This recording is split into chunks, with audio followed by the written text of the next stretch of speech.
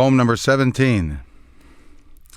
13 Mexicans, each having paid from $250 to $500 to the coyote to smuggle them into the United States to work, crashed into the back end of a 16-wheeler and died last night. The youngest, 13. They died wanting to work.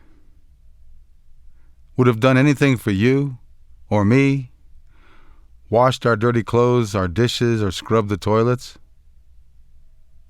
And yet this morning, no one thinks about them.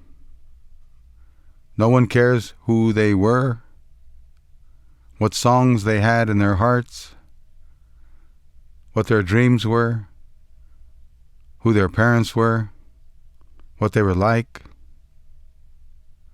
Just a bunch of wetbacks. Their blood freezing on the highway between here and Santa Rosa reflects our indifference, marinates in our food.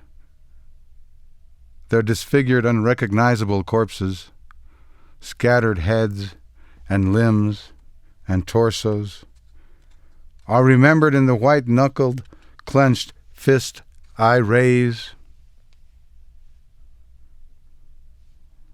to you, who need your crops cut and your fields hoed and your houses cleaned and your yards landscaped and your children cared for.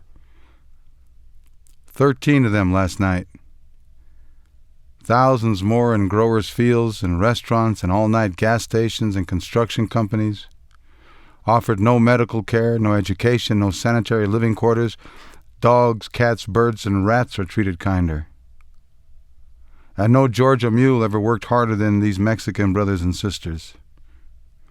Lacking citizenship papers, but with heart, soul, and mind, full of dreams, worked and not paid, greeted when needed, but after their work's done, crowded into cattle cars where they die, or truck beds where they're beat, or vans, or jail cells, or livestock pens, shot, electrocuted, beaten, exiled, robbed, jeered at, blamed, because they believe in the American dream we take for granted.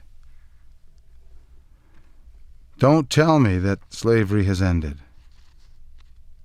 And don't tell me there's no prejudice or that judges rule fairly. Handcuffs, pepper mace, cells, police, and the INS were not created for the wealthy, corporate executives. Imagine having worked from dawn till dusk and not having eaten all day, and then being cheated out of your pay. And when you get back to your freezing tent, the boss calls immigration and they drag you away so he never has to pay. And imagine your kids working all day in the factory, sweatshops, then being herded into paddy wagons and deposited on the border. What a sham our prayers are at Sunday service, assuming we're more entitled to breathe the air than these Mexican brothers and sisters.